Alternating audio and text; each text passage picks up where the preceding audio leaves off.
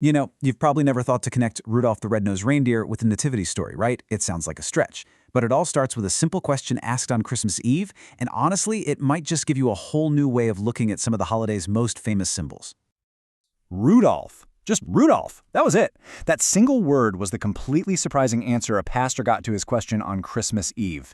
Not Mary, not Joseph, not even the shepherds. Rudolph. So you gotta wonder, what's the story there? Okay, so picture this. It's Christmas Eve. The church is full of that festive, joyful feeling.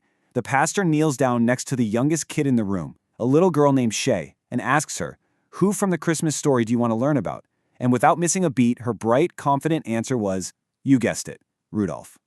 Now, you can imagine, this answer could have totally thrown things for a loop, but instead it actually sparked a really unique and beautiful story.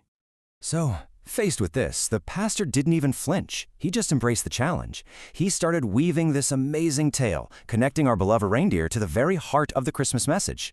And that's the journey we're going to go on right now. We're going to follow that exact same thread. So, let's start with the story we all know and love, right? The tale of Rudolph and his very, very shiny nose. So, Rudolph had this incredible, one-of-a-kind feature, a nose that literally glowed.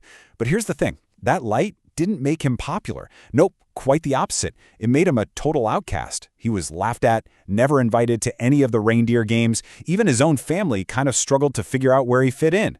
The one thing that made him totally unique was the very thing that made him feel so alone.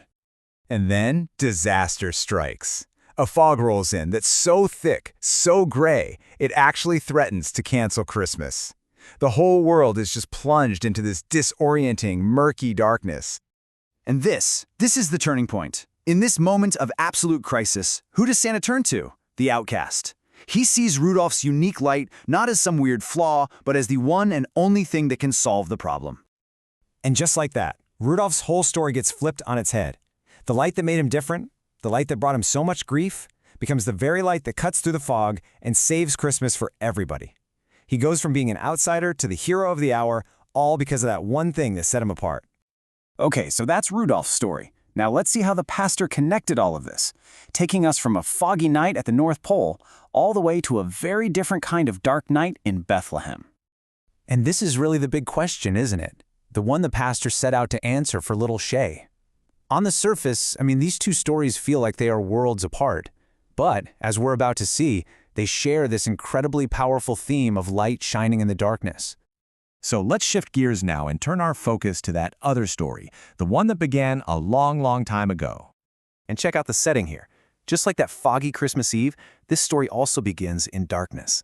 The world is dark, it's quiet, you've got a group of totally ordinary shepherds just doing their jobs, watching their flocks on a hillside. And then boom, out of nowhere, this brilliant, incredible light. An angel appears, and the glory of God just shines all around them, completely piercing the deep darkness of the night. And the first thing they hear, it's not scary. It's a message of comfort, a message of immense hope and incredible joy. So the shepherds, they rush to find the source of this amazing news. And what they find is a tiny baby lying in a manger. This baby, Jesus, would grow up to be called the light of the world. His very first moments on earth are announced by a great heavenly light. Okay, so this is where it gets really cool. Let's bring these two narratives side by side and really look at the parallels the pastor was showing everyone. And you can see it laid out so clearly here. On one side, you have Rudolph. He was different, he was misunderstood, and his physical light was what cut through the fog and guided the sleigh.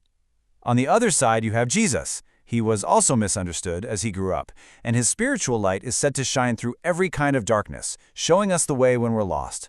Both, in their own way, became a guide for others who couldn't see the path forward. It's a really powerful connection. But wait, the comparison doesn't stop there. The pastor's story makes one final, really crucial distinction between these two lights. And here's that key difference. Rudolph's heroic moment, as absolutely world-saving as it was for one specific purpose on one single night. His light solved a temporary problem. But the light of Jesus? Well, that's presented as something totally different.